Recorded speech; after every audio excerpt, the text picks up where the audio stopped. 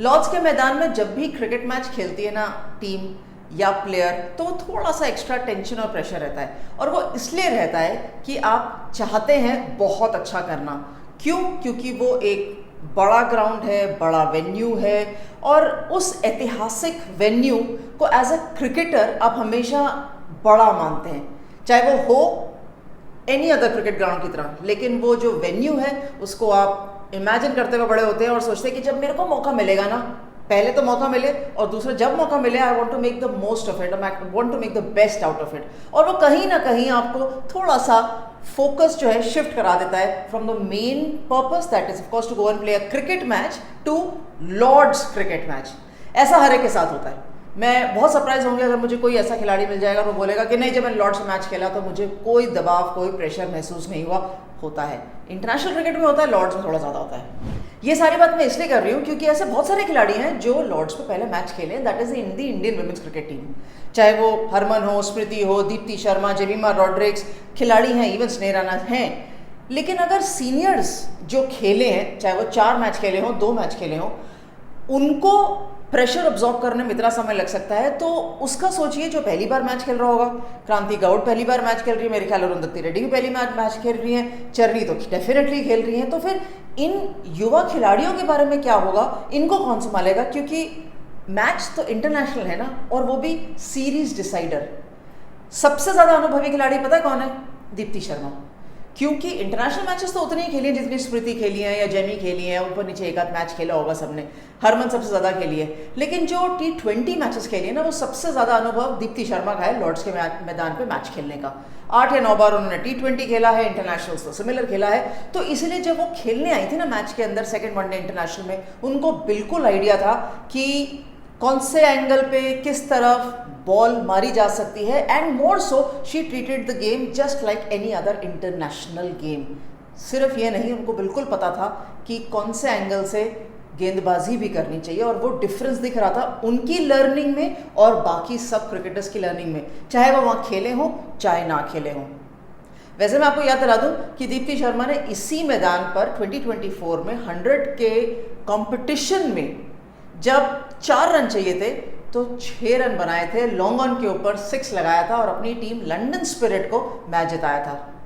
थोड़ा सा रिलीव कर लेते हैं वो मोमेंट और डिफरेंट स्ट्रोक्स को भी शुरू करते हैं।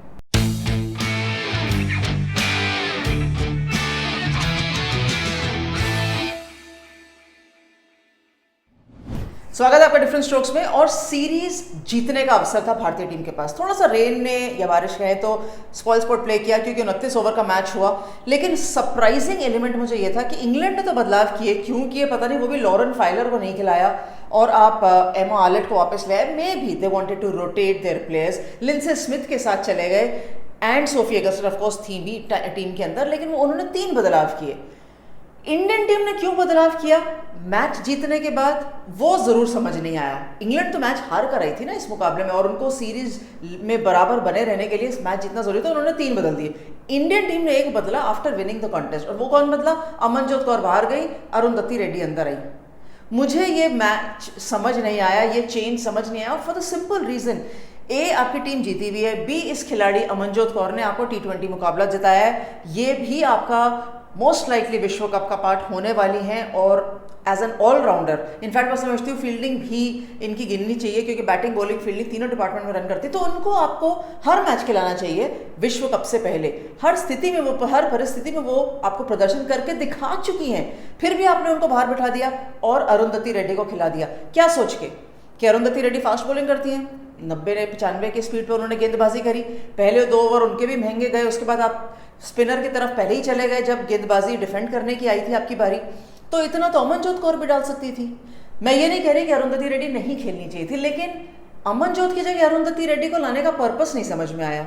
मतलब बिल्कुल नहीं, ना तो ये लाइक फॉर लाइक रिप्लेसमेंट है, ना ही इस बदलाव की जरूरत थी, क्योंकि आपको एक फास्ट बॉलर चाहिए था जो थोड़ी गति से डाले। 103-104 पर तो अमनजोत डाल भी देते, कई दफा क्विकर भी डालती हैं, और अरुंधति रेड्डी कम ओवर्स के अंदर गेंदबाजी करती है, 20 ओवर्स के अंदर मिडिल ओवर्स में गेंदबाजी करती है। तो इंग्लैंड में आपको फ्रंट लाइन स्विंग बॉलर चाहिए था to partner somebody like a Kranti Goud. अब क्रांति गौड़ के साथ भी तो आप गए थे क्योंकि उन्होंने पिछले मुकाबले में 2 विकेटें ली थी। तो फिर अरुंधति रेड्डी को इस मुकाबले में अंदर खिलाने का क्या पर्पस था, इवन दो 29 ओवर का मुकाबला था। चलिए, बल्लेबाजी के अंदर जब टॉस तो एक ही टीम जीतेगी, उन्होंने बोला कि आप इंडिया बैटिंग करिए, लेकिन इंडिया वाज एब्सोल्युटली क्लूलेस कि किस तरीके से थोड़ा सा फंस के भी गेंद आ रहा था, थोड़ा स्लो था, वो सब कुछ ठीक है, लेकिन विकेटें जिस तरीके से गई, जिस तरीके से इतनी लंबी बैटिंग बिल्कुल भी मोमेंटम पा नहीं पाई अपनी इनिंग्स के अंदर, स्पेशली विद द फैक्ट ये पता होते हुए कि अगर आपने ठीक ठाक रन बोर्ड पे डाल दिए और सेकंड इनिंग्स में जब इंग्लैंड बैटिंग करेगा तो बारिश आ सकती है। Absolutely clueless. मुझे बहुत सरप्राइजिंग लगा इंडिया का बैटिंग अप्रोच। अच्छा था, दीप्ति शर्मा ने थोड़े से रन बना दिए, स्मृति मांदना को जीवन दान मिला, इसलिए उनको उसके बाद उन्होंने थोड़ा सा सॉलिडिफाई किया, लेकिन वो एक एंड पर खड़ी रह गई जब सामने से विकेटें गिर रही थी। मुझे बिल्कुल ये अप्रोच समझ नहीं आई, देवर क्लूलेस। चलिए, जब इंग्लैंड टीम की बॉलिंग की बात आई तो वो एक अच्छा कैच पकड़ती है, एक अच्छा कैच छोड़ दे या आसान सा कैच छोड़ती हैं, तो उनकी फील्डिंग बहुत ज़्यादा इनकंसिस्टेंट है। गेंदबाजी was okay in patches, but India batting probably इतना ज़्यादा एक्सप्लोजिव नहीं थी जितना होना चाहिए था। जब इंडिया की गेंदबाजी आई तो पहले ओवर के अंदर एक अच्छा स्पेल डालते डालते 5 अच्छी गेंदें डाली, छठी गेंद पे चौका खा लिया अरुंधति रेड्डी ने पहले ओवर में, और फिर 15 रन क्रांति गाउड को पड़ गए। लॉर्ड्स के अंदर ही हमें पता है, क्योंकि अभी हम हाल ही में टेस्ट मैच भी देख कर आए हैं कि हल्का स्लोप है, हल्का नहीं बहुत बड़ा स्लोप है, तो उस स्लोप को इस्तेमाल करना देखिए बहुत अनुभवी खिलाड़ियों को नहीं आता, तो एक युवा खिलाड़ी को कैसे आएगा। तो मुझे सरप्राइजिंग भी लगा था कि क्रांति गाउड को जिस एंड से गेंदबाजी पर लेकर आए, क्यों ऐसा हुआ। फिर उनको 15 रन भी पड़ गए और she was out of sorts, and हो भी सकता है, होना भी चाहिए, युवा खिलाड़ी लॉर्ड्स पे खेल रही हैं। लेकिन वही स्पिनर्स ने थोड़ा बहुत मैच में सॉलिडिटी लाए, वही उन्होंने कोशिश करी विकेट्स लेने की, लेकिन जो एक ईगरनेस इंग्लैंड की थी ना मैच जीतने की, उतनी ईगरनेस मुझे इंडियन टीम में नज़र नहीं आई। क्या रीज़न था ये कहना मुश्किल है, लेकिन वो सीरीज़ 1-1 पे जाके खड़ी हो गई है, जहां अब मुझे लगा था कि T20 सीरीज़ जीतने के बाद इंडियन टीम वनडे सीरीज़ इन लॉर्ड्स जीत पाएगी।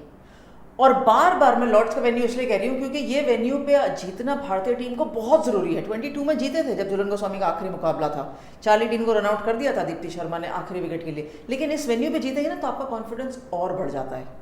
देखिए, अब अगला मुकाबला डरम पर है और वो वेन्यू पर भी थोड़ा बहुत सीमिंग कंडीशंस रहता है, अच्छी गेंदबाजी हो सकती है।